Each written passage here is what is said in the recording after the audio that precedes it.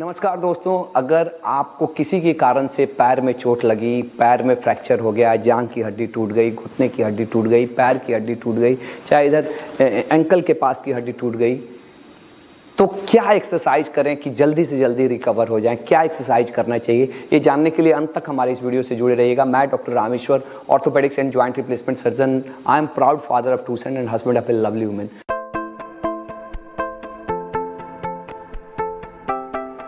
बहुत सारे लोगों का यूट्यूब पे, फेसबुक पे, चाहे से भी मरीज आते हैं, हमसे बोलते रहते हैं कि सर आप तो वीडियो बनाते हैं, एक वीडियो बनाइए कि जो पैर वाला है, जिसका पैर का फ्रैक्चर हो, हाथ के लिए तो बहुत सारा बना है, पैर का जिसका कहीं भी फ्रैक्चर हो गया हो, तो कौन सा एक्सरसाइज करें जिससे जल्दी से जल्दी हम रिकवर हो जाएं। तो एक्चुअली इस एक्सरसाइज क्यों करना होता है ये भी जानना बहुत ज़रूरी है।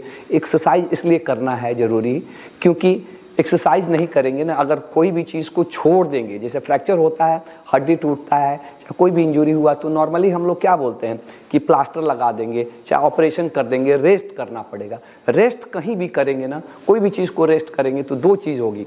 एक तो चीज़ें जो जाम हो जाएगी, अगर मेरा हाथ ही ऐसे ही कोई बांध के रख दे 15 दिन, 15 दिन बाद खोलेगा ना, कोई इसमें फ्रैक्चर नहीं हुआ, कुछ भी नहीं हुआ, ये मुड़ेगा नहीं, चलने में दिक्कत होगी, तो जाम हो जाएगा। दूसरा चीज़ कि अगर हम माने तो ये जाम ना हो, फंक्शन इसका चलते रहे, मोबिलिटी होते रहे, इसलिए एक्सरसाइज करना है। दूसरा चीज़ कि एक्सरसाइज नहीं करेंगे ना, कोई भी चीज़ को अगर काम नहीं देंगे तो वो वीक हो जाएगा। जैसे बॉडी बिल्डर लोग, हम बार बार बताते रहते हैं कि अगर आपको मसल बनाना है तो आपको काम करना है, डंबल उठा के चलाएंगे तो बॉडी बन जाएगा। छोड़ देंगे तो कितना भी आप खाएंगे, कितना भी अच्छा खाना खा रहे हैं, लेकिन आपका बॉडी नहीं बनेगा, आपकी मांसपेशियाँ नहीं बनेगी। तो ताकत लेने के लिए भी काम कराना पड़ता है। तो एक्चुअली अगर आपको कोई भी फ्रैक्चर है तो एक्चुअली एक तो रेस्ट तो देना है। रेस्ट क्यों देना है? ताकि वो जो जहाँ हड्डी टूटी है, जहाँ जख्म है, जहाँ कुछ इंजरी हुआ है, वो रेस्ट नहीं मिलेगा तो वो जख्म नहीं भरेगा कोई। इसलिए हम लोग प्लास्टर भी लगाते हैं कि हड्डी एक जगह पे रहे, हिले डुले नहीं। और उसके अपोजिट एक दूसरी बात मैं बता रहा हूँ कि अगर आप चलाइएगा नहीं तो जाम हो जाएगा। तो ये दोनों के बीच में बैलेंस रखना बहुत ज़रूरी है। और ये ध्यान देना है कि आपके हड्डी जो टूटी है उसको तो रेस्ट तो मिले ही, लेकिन साथ साथ ऐसा भी ना हो कि जाम हो जाए, जिसको हम लोग बोलते हैं फ्रैक्चर डिजीज, चाहे प्लास्टर डिजीज ना हो जाए कि प्लास्टर के कारण से कंप्लीट। प्लास्टर तो हमने इसलिए लगाया, चाहे जो भी ऑपरेशन इसलिए किया है ताकि आपकी हड्डी एक जगह रहे और जल्दी से जल्दी जुड़ जाए। लेकिन एक जगह रहने के कारण से ऐसा ना हो कि आपकी मांसपेशियां वीक हो जाए, आपका मूवमेंट जाम हो जाए, आपका पैर चले फिरे नहीं और आपकी रिकवरी में समय ज़्यादा लगे। तो इसमें क्या क्या ध्यान देना है और क्या क्या एक्सरसाइज करना है, इसको समझना है। सबसे पहला चीज़, अधिकतर समय जब फ्रैक्चर होता है कहीं पे भी, तो अंगुलियां तो आप चला सकते हैं ना, पैर की अंगुलियां तो चलाइए, अंगुलियां चलाइए, दिन भर चलाते रहना है, पैर की अंगुलियां चलाते रहिए।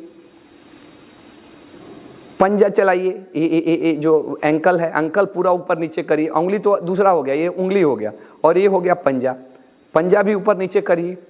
अगर जाम है, अगर प्लास्टर लगा हुआ है तो कोई बात नहीं, लेकिन नॉर्मली इसको चलाना है। दूसरा चीज़ की एंकल का भी मूवमेंट करिए, एंकल का भी क्लॉकवाइज, उसी तरह से एंटी क्लॉकवाइज, क्योंकि ये भी जाम हो जाता है कि नॉर्मली पंजा का पूरा ऊपर होना और नीचे होना बहुत ज़रूरी है आपको नीचे बैठने उठने के लिए। कितना बार लोग होता है ना, घुटना बिल्कुल मुड़ जाता है, घुटना पूरा मुड़ जाएगा, लेकिन पंजा जाम रहने से वो नीचे नहीं बैठ पाते।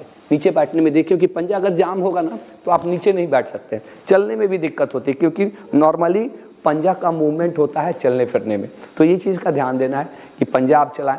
दूसरा चीज़ की एक एक्सरसाइज रहता है स्टैटिक्स क्वाड्रिसेप्स एक्सरसाइज, जिसको आइसोमेट्रिक एक्सरसाइज भी बोलते हैं। एक्सरसाइज दो तरह के रहते हैं। जैसे अगर ये एक्सरसाइज मैं कर रहा हूँ, जैसे इसको मोड़ रहा हूँ तो यहाँ पे मूवमेंट हो रहा है, लेकिन एक ऐसा भी एक्सरसाइज है जिसमें ये मांसपेशियाँ काम करेगी लेकिन ये मुड़ेगा नहीं।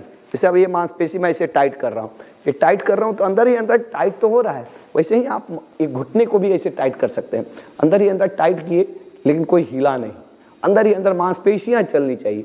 मांसपेशियाँ चलेगी तो ये तो सर्कुलेशन बना रहेगा, जाम नहीं होगा। क्योंकि नहीं चलने से नहीं, कोई भी ज्वाइंट को अगर आप 15 दिन नहीं चलाएंगे तो जाम हो जाएगा।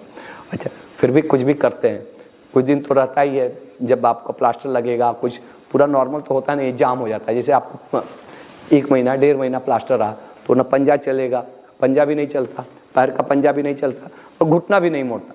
तो इसको भी मोड़ने का प्रैक्टिस करना है। तो कैसे मुड़ेगा? शुरू में तो अगर एक बार प्लास्टर निकल गया तो हमने बहुत सारा वीडियो पीछे भी बनाया है कि कैसे घुटने को कैसे मोड़ सकते हैं। तो एक तो अगर घुटना बिल्कुल जाम है, शुरू में जाम है, तो इसे तो सीधा इसे खड़ा भी नहीं हो, इस तरह से उठा भी नहीं पाएंगे, तो इसको नीचे रखिए और इसके सपोर्ट से धीरे धीरे मोड़िए।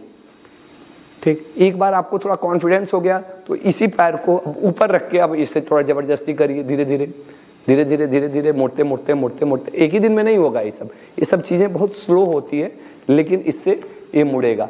और उससे भी नहीं होता तो आप कोई चीज़ के सहारे से खड़ा होके, जैसे अब यहाँ पे खड़ा हो गए, खड़ा होके भी आप इसको मोड़ सकते हैं। आप सहारा लेके घुटने को मोड़िए। इसको बहुत बार हमने बहुत सारे हमारे यूट्यूब चैनल पे मैंने दिखाया भी है। और ये सभी चीज़ें कैसे करना है, स्लोली करना है। एकाएक ऐसा नहीं कि आपको डॉक्टर ने बोला कि कल से एक्सरसाइज करिए और आप और माने रेगुलरली करना है, धीरे धीरे जोड़ डालना है। कितना बार लोग पूछते हैं कि सर जोड़ डालेंगे तो टूट तो नहीं जाएगा ना? अपना से कोई इतना मजबूत नहीं है कि अपना हड्डी तोड़ ले, आपको समझ में आएगा टूटने के पहले। अपना बॉडी का सुनना है, लेकिन थोड़ा जोड़ देना है। नहीं जोड़ दीजिएगा तो नहीं होगा। लेटे हुए हैं, सोए हुए हैं, बिछावन पे हैं, पैर तो उठा सकते हैं, पैर उठाइए, पैर उठाइए। इसको पैर भी उठाते ना, इससे पूरी मांसपेशियां काम करती। एक बार ये पैर उठाइए, एक बार ये पैर उठाइए। तो ये सारे तरीके हैं जिससे आप अपने पैर को जल्दी से जल्दी रिकवर कर सकते हैं। अगर आपको डॉक्टर बोलते हैं कि आप अब खड़ा हो सकते हैं, तो शुरू में वॉकर लेके कुछ सहारा लेके आप धीरे धीरे चलिए। डॉक्टर आपको बोलते हैं कि अब खड़ा होना है, तो आप वॉकर लेके खड़ा हो सकते हैं। शुरू में मान लीजिए जैसे ये फ्रैक्चर है, ये फ्रैक्चर पैर फ्रैक्चर है, तो आप इसी पैर पे पूरा खड़ा होइए, धीरे धीरे इसको रखिए जितना आपको बर्दाश्त होता है। और जितना बर्दाश्त होता है, पहले 5 पैसा, फिर 10 पैसा, फिर 15 पैसा, जितना आपका शरीर खुद ही बोलेगा। और इससे धीरे धीरे चलिए, इससे धीरे धीरे चलिए। और एक बार कॉन्फिडेंस होता है तो छड़ी लेके भी चल सकते हैं। जैसे छड़ी आती है, इस तरह के ट्राइपॉड स्टिक रहता है, इसको भी लेके चल सकते हैं।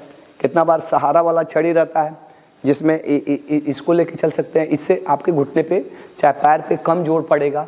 तो जैसे जैसे आपको खुद ही कॉन्फिडेंस आएगा, आप छोड़ के भी चल सकते हैं।